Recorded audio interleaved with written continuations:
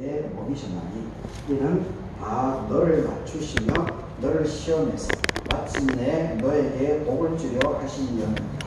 그러나 너가 마음에 이르기를 내 능력과 내 손의 힘으로 내가 이 재물을 얻었다 말할 것이다. 너의 하나님 여호와를 기억하라. 그가 너에게 재물을 얻을 능력을 주셨습니다. 이같이 하심은 너의 조상들에게 맹세하신 언약을 오늘과 같이 이루려 하십니다. 너가 만일 너의 하나님 여호와를 잊어버리고 다른 신들을 따라서 그들을 섬기고 그들에게 절을 하게 된다면 내가 너희에게 증거하니 너희가 반드시 멸망을 할 것이다. 여호와께서 너희 앞에서 멸망시키신 민족들과 같이 너희도 멸망을 하리니 이는 너희가 너희의 하나님 여호와의 소리를 청종하지 아니함이니라. 로마서 13장 1절 2절입니다. 각 사람은 위에 있는 권세들에게 복종하라. 권세는 하나님으로부터 나지 않으니 없나니 모든 권세는 다 하나님께 정하신 바다. 그러므로 권세를 거스르는 자는 하나님의 명을 거스르니니 거스르는 자들은 심판을 자취하리라. 다스리는 자들은 선한 일에 대하여 두려움이 되지 않고 악한 일에 대하여 하나니 너가 권세를 두려워하지 아니하려느냐. 선을 행하라. 그리하면 그에게 칭찬을 받으리라. 그는 하나님의 사역자가 되어서 너에게 선을 베푸는 자니라. 그러나 너가 악을 행하거든 두려워하라. 그가 공연히 칼을 가지지 아니하였으니 곧 하나님의 사역자가 되어서 악을 행하는 자에게 진노하심을 따라 보응하는 자니라. 그러므로 복종하지 아니할 수 없으니 진노 때문에 할 것이 아니라 양심을 따라서 할 것이다. 너희가 조세를 바치는 것도 이로 말미암음이다. 그들이 하나님의 일꾼이 되어서 바로 이 일에 항상 힘쓰느니라. 모든 자에게 줄 것을 주되 조세를 받을 자에게 조세를 바치고 관세를 받을 자에게 관세를 바치고 두려워할 자를 두려워하며 존경할 자를 존경하라. 마태복음 22장 15절 22절입니다. 이에 바리새인들이 가서 어떻게 하면은 예수를 말의 올무에 걸리게 할까 의논을 하고 자기 제자들을 헤롯 당원들과 함께 예수께 보내어 말을 하되 선생님이여 우리가 아노니 당신은 참되시고 진리로 하나님의 도를 가르치시며 아무도 거거리는 일이 없으시니 이는 사람을 외모로 보지 아니하심이니이다. 그러면 당신의 생각에는 어떠한지 우리에게 이르소서. 가이사에게 세금을 바치는 것이 옳으니까 옳지 아니하니까 하니 예수께서 그들의 악함을 아시고 이르시되 외식하는 자들아 어찌하여 나를 시험하느냐. 세금 낼 돈을 내게 보이라 하시니 데나리온 하나를 가져왔거든 예수께서 말씀하시되 이 형상과 이 글이 누구의 것이냐. 이르되 가이사의 것입니다. 이에 이르시되 그런즉 가이사의 것은 가이사에게 하나님의 것은 하나님께 바치라 하시니 그들이 이 말씀을 듣고 놀랍게 여겨서 예수를 떠나가니라. 아멘. 오늘 이 본문으로 가이사에게 세금 바치는 것이 옳으니까 가이사에게 세금 바치는 것이 옳으니까 이런 제목으로 말씀 생각해 보도록 하겠습니다. 오늘 성령 강림절 이후 8번째 주일입니다. 예배에 참석하신 여러분들에게 하나님의 은혜가 함께하기를 바라겠습니다. 가이사에게 세금을 바치는 것이 옳습니까? 가이사에게 세금을 바치는 것이 정답은 예수님의 말씀에 의하면 마태복음 22장 오늘 본문에 의하면 가이사에게 세금을 바치는 것이 옳다. 가이사에게 세금을 바치는 것이 옳다. 이렇게 얘기를 하고 있습니다. 세금은 당연히 내야 된다라고 하는 이야기를 하고 있습니다. 오늘 이 제목은 마태복음 22장 17절에 나와 있는 것을 제목으로 삼았습니다. 그러면 당신의 생각에는 어떠한지 우리에게 알려주시옵소서. 이 우리라고 하는 것은 바리새인들과 헤롯 당원입니다. 헤롯 당원. 지금으로 얘기하면은 헤롯 당원이라고 하는 것은 지금으로 얘기하면은 여당이죠. 여당, 민주당을 얘기하는 거고, 바리새인들은 그 전통적인 율법에 대한 사고를 갖고 있었던 그런 사람들입니다. 우리로 얘기하면 전통적인 신앙관을 갖고 있는 그런 사람이라고 볼 수가 있습니다. 그런데 이 사람들이 예수님을 꼬투리를 잡으려고 15절에 보게 되면 예수의 말에 올무에 걸리게 하려고 어렵게 질문을 꽈서 했다라고 합니다. 그래서 그 질문이 바로 가이사에게 세금을 바치는 것이 옳습니까? 옳지 않습니까? 이렇게 묻습니다. 가이사에게 세금 바칩니다. 이 가이사라고 하는 것은 가이사는 헬라 말에는 카이사르입니다. 카이사르. 로마의 첫 번째 황제가 성경에 나와 있는데 아우구스투스로 나와 있죠. 아우구스투스.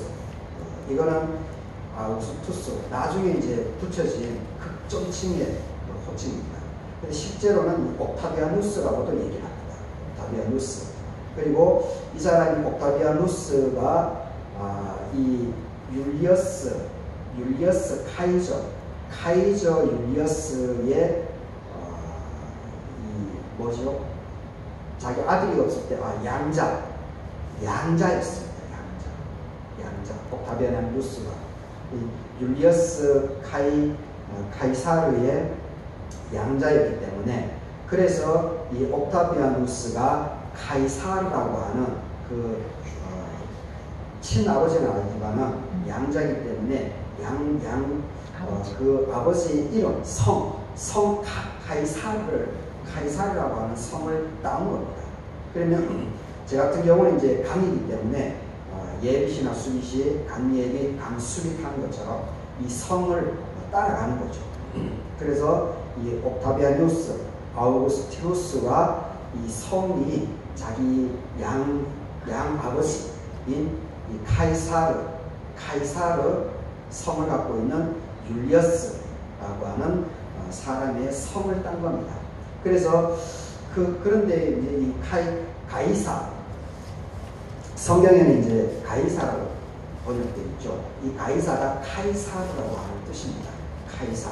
그러니까 이 카이사르라고 하는 것은 황제를 지칭하는 보통 명사가 되고 있습니다. 황제를 그냥 가이사 이렇게 얘기합니다. 그러니까 우리가 구약 성경에 보게 되면은 이집트의 임금을 뭐라고 합니까? 구약 성경을 보게 되면은 이집트의 임금을 통칭해서 그냥 바로라고 하죠. 바로라고 하는 것은 우리말로 하게 되면은 왕 이런 뜻입니다. 왕. 그러니까 이 가이사라고 하는 것도 카이사르 같은 말인데 이것도 황제라고 하는 뜻을 이제는 상징하게 되었습니다. 근데 그 원의미는 율리어스 카이사르 이 성이었다는 겁니다. 우리 강, 최, 신, 김, 박, 유, 장 이것처럼 성이었다는 겁니다. 원래는 성이었는데, 근데 이 아우구스티누스, 이 옥타비아누스가 워낙 유명해져 버렸기 때문에, 워낙 유명하고, 그리고 첫 번째 로마 황제가 되어버렸기 때문에, 이 카이사르라고 하는 것이 그냥 하나의 고유명사가 되어버립니다. 고유명사. 그래서 가이사, 바로, 임금, 왕, 이렇게 황제를 뜻하는 겁니다. 그러니까 이 가이사에게 세금을 바치는 것이 옳습니까? 옳지 않습니까? 이것은 그 시대에 2000년 전에 예수님께서 살아가셨던 그 당시의 시대 배경을 알아야만 이것이 제대로 해석이 됩니다. 그러지 않고서는 이것이 해석이 안 됩니다. 이 예수님 당시 이 로마가 이스라엘을 정복하고 나서 예루살렘 성전에 로마 신상들을 거기에 갖다 놓아버립니다. 그러니까 이 유대인 입장에서는 여호와 하나님 외에는 다른 우상을 섬길 수가 없는데, 더군다나 예루살렘 성전에 로마 신들이 와 있으니 이 사람들이 어떻겠습니까? 마음이 기분 나쁜 정도가 아니고 이 자기의 민족성이 말살된다라고 생각하는 거죠. 그럼에도 불구하고 이 유대인들은 힘이 없죠. 힘이 없으니까 어떻게 하겠습니까? 그냥 속은 부글부글 끓지만은 말을 못하는 거죠. 우리나라도 일제 36년의 과정을 거치면서 일본 놈들이 때려 죽이고 싶지 않았겠습니까? 때려 죽이고 싶죠. 근데 그럴 수가 없는 거죠. 힘이 없습니다. 그래서 때려 죽이고 싶은 사람들이 어떻게 합니까? 국내에서는 일본 놈들이 다 점령하고 있으니까 국내에서는 어떻게 할 수가 없고, 그래서 만주라든지 소련이라든지 미국이라든지 유럽이라든지 이런 데로 가가지고 우리나라 독립운동을 위해서 열심히 항거를 하지 않았습니까? 특별히 이 만주 지역에 있는 사람들, 만주 지역에 있는 사람들은 이 김원봉이 대표적이죠. 이런 사람들은 무장을 하죠. 무장 투쟁을 하죠. 무장 투쟁. 그래서 일본 놈들을 막 무찌르고, 그러면서 이것이 국내로 알려지게 되면서 국내에서 이게 그 일본에 쫄면서 살아있던 사람들에게 참 통쾌한 그런 기분을 제공해 준 그런 상황이었죠. 하여튼 이 로마의 식민지 지배니까 이것을 어찌하지 못합니다. 그런데 그 중에서 이 열심당원이라고 하는 이 양반들은 이 몸에 이 식칼을 차고 다녔습니다. 그래서 이 사람들을 열심당원들 분파 중에 하나를 식칼이라고도 표현하는 그런 분파가 있었습니다. 그런데 이런 열심당원 분파들은 이 로마의 세금을 내는 것에 대해서 아주 저항이 강력했습니다. 로마의 세금을 내서는 안 된다라고 아주 강력하게 이걸 반대했는 그러한 부류들이 있었습니다. 예수님의 제자 중에서도 열심당원들이 있었죠. 그런데 여튼 예수님께서는 가이사의 것은 가이사에게, 그리고 하나님의 것은 하나님께, 그러면서 이 세금을 바치는 것에 대해서 이렇게 적극적으로 반대는 하지 않았다라고 하는 것을 볼 수가 있습니다. 그래서 오늘 로마서하고 그리고 마태복음 이 두 본문에는 이렇게 우리가 교회 공동체에 다니면서 교회 공동체에 몸을 담고 있으면서 이 세상적인 이 행정, 세속 권력을 우리가 어떻게 받아들여야 되는가, 어떻게 이 세상과 삶을 이렇게 믿음을 유지하면서 어떻게 세속적인 삶을 권력에 대해서, 권력 가진 사람들에 대해서 우리가 어떻게 바라보고 살아야 되는 것인가 라고 하는 이러한 사회 관계에 대한 이 부분을 상당히 심도 있게 언급하고 있는 것을 보게 됩니다. 그래서 이 로마서 부분하고 이 마태복음 22장 이것을 잘 해석할 필요가 있습니다. 이 로마서 13장 1절 이것이 참 유명한 구절이죠. 로마서 13장 1절을 제가 다시 읽어드리겠습니다. 각 사람은 위에 있는 권세들에게 복종하라. 위에 있는 권세들에게. 그러니까 이게 다시 말하면 세상 권력이죠. 지금 사도 바울의 입장에서는 로마입니다. 로마 황제를 인정하라는 겁니다. 권세에게 복종하라는 겁니다. 권세는 하나님으로부터 나지 않음이 없나니 모든 권세는 다 하나님께서 정해 주신 바다. 하나님께서 허락했기 때문에 그 황제가 될 수 있었다. 그래서 그 권세를 받아들여야 된다. 인정해야 된다라고 하는 이야기를 하고 있습니다. 근데 이것이 이제 문제가 되는 것은 우리 현대사 속에서 이걸 이제 악이용하는 행정부가 있었습니다. 악이용하는 행정부가 있었는데 누가 악이용했겠습니까? 권력의 정당성이 없었던 행정부가 우리 현대사에서 권력의 정당성이 없었던 행정부가 누굽니까? 박정희죠. 전두환이죠. 이 사람들은 쿠데타를 통해서 권력을 획득한 사람이 아닙니까? 쿠데타를 통해서 권력을 장악한 사람. 그러니까 이게 권력의 정당성이 없습니다. 그러니까 박정희나 전두환은 늘 거기에 대한 컴플렉스가 있었습니다. 늘 컴플렉스.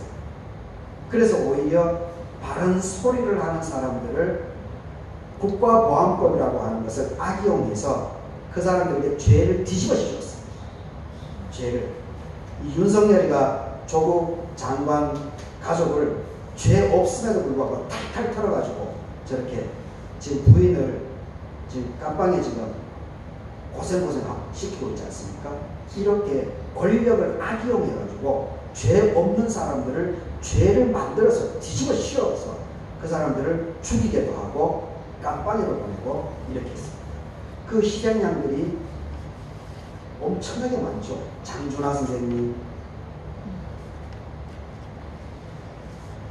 전태일도 그랬고, 통역당 사건도 그렇고, 인혁당 사건도 그렇고, 난민전 사건도 그렇고, 전부 다 그 사람들이 간첩들이 아닙니다. 전부 다 바른 소리하고 정확한 소리를 하니까 이 박정희가 양심이 가책에 느껴지니까 그것을 그 사람들 목소리를 말을 못하게 하기 위해서 뒤집어 씌운 겁니다. 그러니까 이러한 문제가 있습니다. 이러한 문제. 권력의 정당성이 없는 행정, 수반 이것을 어떻게 할 것인가. 그래서 박정희 시절에 그 유명한 김종필 씨가 있죠. 김종필 이 양반이 어떻게 했습니까? 바로 이 로마서 13장 1절 로마서 13장 1절을 인용을 합니다. 1절을 인용하면서 각 사람은 위에 있는 권세들에게 복종하라. 권세는 하나님으로부터 나지 않음이 없다. 모든 권세는 다 하나님께 정하신 바다. 이것을 인용해서 그리스도인들에게 강제적으로 박정희 권력을 인정하라고 이렇게 홍보를 적극적으로 했습니다. 그리고 2차 세계대전 때 히틀러 2차 세계대전 때 히틀러도 권력의 정당성을 잃고 있었습니다. 그때 히틀러의 국가교회를 유지했던 그 많은 교회 지도자들이 바로 이 본문 로마서 13장 1절 이 구절을 이용해서 그리스도인들에게 독일 그리스도인들에게 히틀러에 복종할 것을 강요했습니다. 이게 정당합니까? 이게 윤리적인 논쟁이 벌어지는 부분인데 이러한 문제가 있습니다. 이러한 문제가. 그러니까 이 로마서 13장 사도 바울이 이 말씀을 기록할 때는 네로 황제 시절이었습니다. 네로 황제 초창기였는데 이 네로 황제가 우리는 네로 황제의 부정적인 이미지가 상당히 많이 있는데 이 네로가 황제의 초기 시절에는 상당히 대중적인 인지도가 있었다고 합니다. 히틀러도 이 양반이 이 독일의 권력을 장악할 정도까지 되었기 때문에 히틀러도 사실은 인지도가 높았던 겁니다. 그런데 어느 순간부터 이 히틀러가 헷가닥 하게 된 거죠. 그리고 많은 유대인들 학살하고 이렇게 하면서 우리에게는 부정적인 이미지가 덧입혀져 있습니다. 그러니까 이게 사도 바울이 이 로마서 13장을 쓸 때 국가 권력에 복무하지 않으면 많은 사람의 그리스도인들의 희생이 보이는 거죠. 많은 그리스도인들이 죽을 것 같으니까 그래서 이 사도 바울이 지혜를 발동한 겁니다. 그래서 국가 권력에 복종을 하라. 그리고 네로도 그 당시에는 초기에 인지도가 상당히 높았기 때문에 이런 말을 했다라고 하는 것을 그 배경을 우리는 이해를 할 필요가 있습니다. 그런데 권력의 정당성이 없는 일반 시민들을 무시하고 살육하고 이런 사람을, 이런 권세, 그래서 권세를 잡은 그 사람들을 복종하라, 이렇게 해석을 하는 것은 상당히 문제가 있습니다. 상당히 문제가 있습니다. 그래서 여하튼 우리가 성경을 읽을 때 그 성경의 그 시대적인 배경, 이것을 꼭 이해를 해야 됩니다. 이러한 배경 이해 없이 그냥 문자적으로 모든 권력에 대해서 국민을 희생시키고 국민을 포괄적으로 생명을 함부로 대하고 이런 권력조차도 복종하고 순종하고 이렇게 되면은 이거는 하나님을 부정하게 되는 거죠. 이건 하나님을 부정하는 겁니다. 그래서 우리가 이 복종하게 되는 이것도 우리가 잘 해석을 하고 이러한 문맥의 의미가 있었다라고 하는 것을 기억을 할 필요가 있습니다. 마태복음 22장 15절에서 20절, 가이사에게 세금을 바치는 것이 옳은가 아니면 안 바치는 것이 옳은가, 그 부분에 대해서 이 예수님께서 18절을 보게 되면 예수님께서 이 사람들 바리새인들과 헤롯 당원들이죠. 헤롯 당원들의 악함을 아시고 이 참 예수님께서는 통찰력이 아주 깊습니다. 참 이런 어떻게 33살밖에 안 되는 이 젊은, 예수님이 젊은 사람이고 그리고 학교 교육, 정규 학교 교육을 받지 않은 사람입니다. 그럼에도 불구하고 이 예수님의 이 통찰력은 대단히 깊습니다.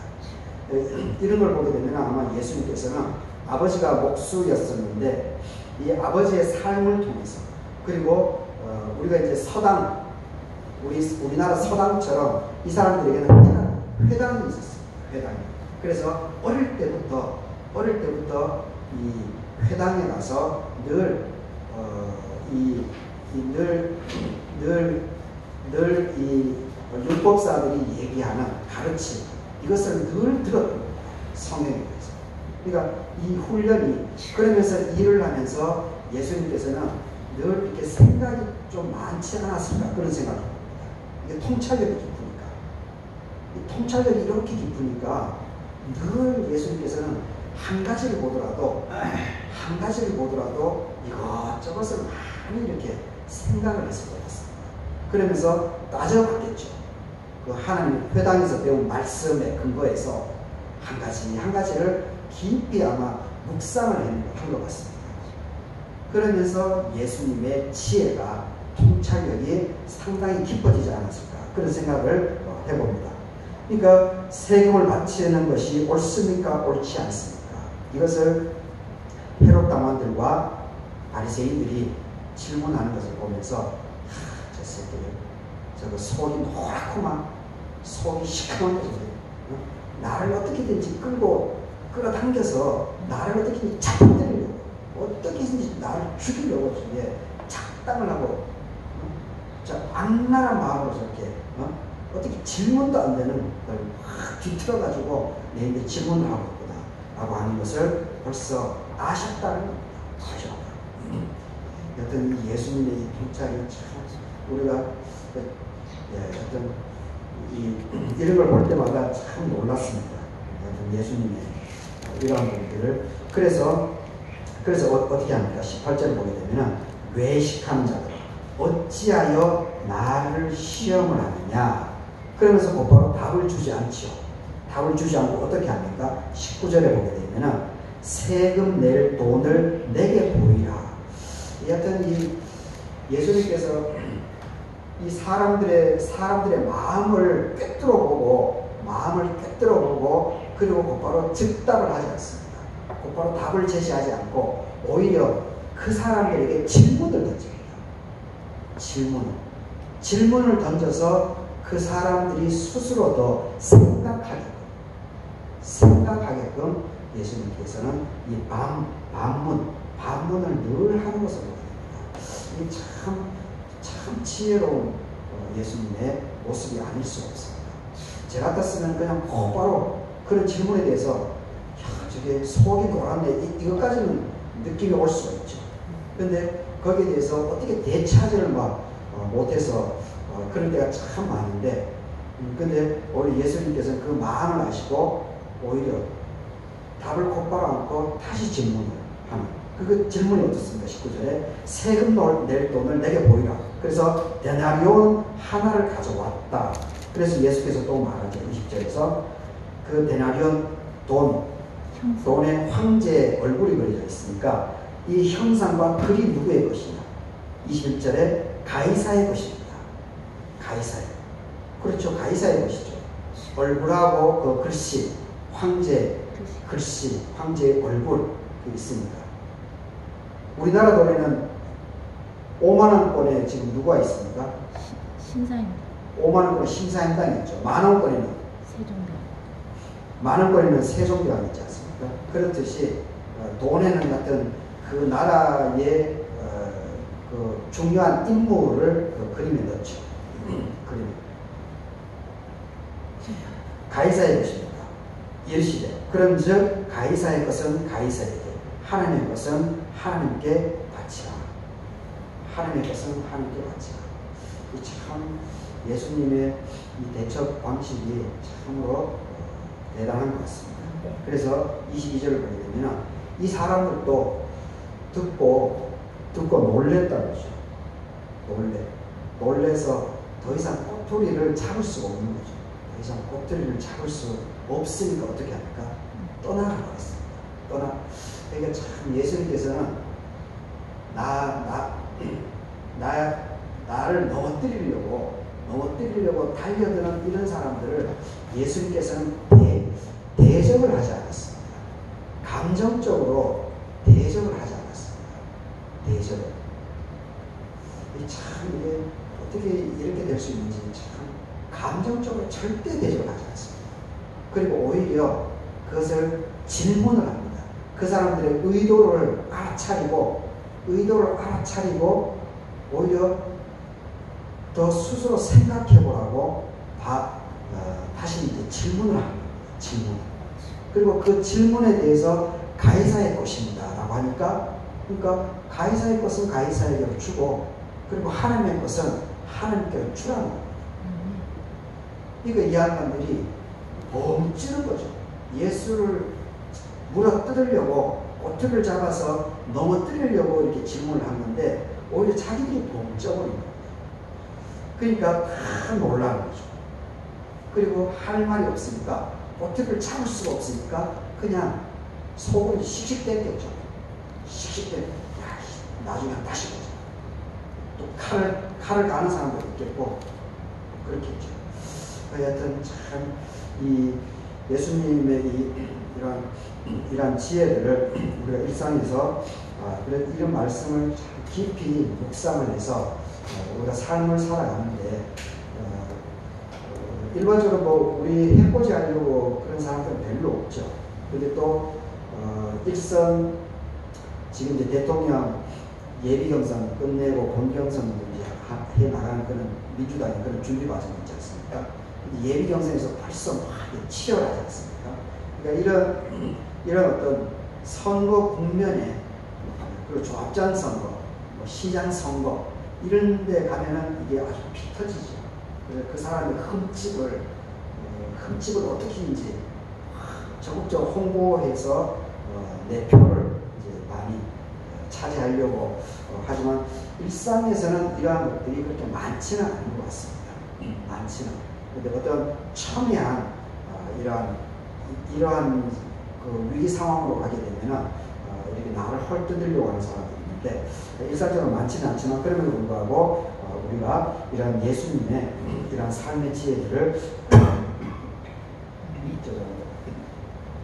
잘 배우면은 살아가는데 지혜가 있지 않을까 그런 생각을 하게 됩니다.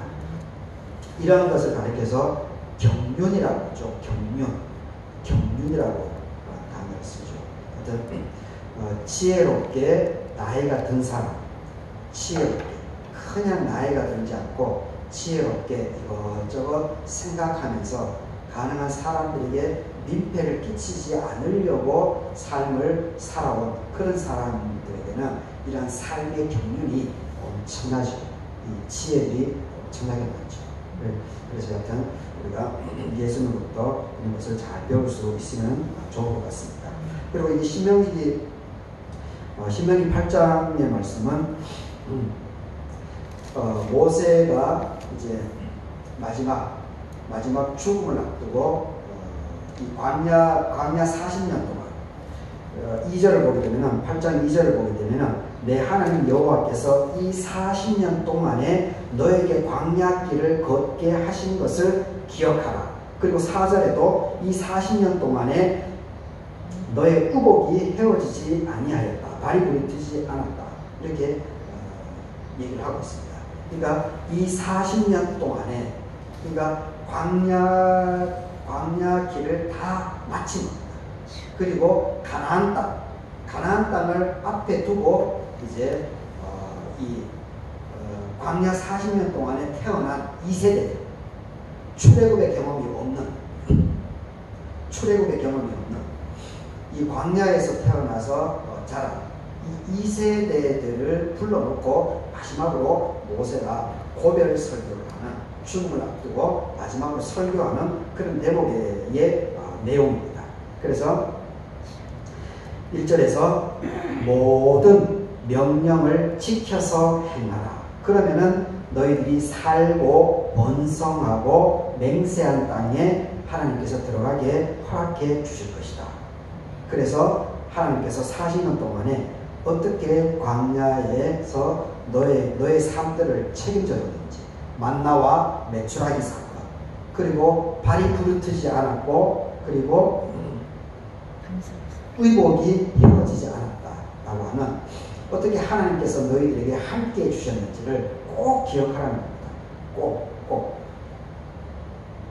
왜 그러냐 하면은 2절에서 계속 얘기하기를 너를 낮추시고 시험을 하시고 너의 마음이 어떠한지 명령을 지키는지 지키지 않는지를 하나님께서는 테스트하기 위해서 이 광야 40년의 세월을 허락해 주셨다고 이렇게 얘기를 하고 있는 겁니다.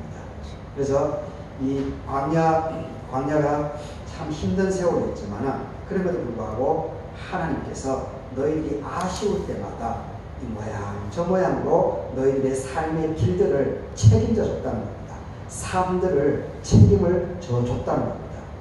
그래서 너희들을 훈련을 했다는 겁니다.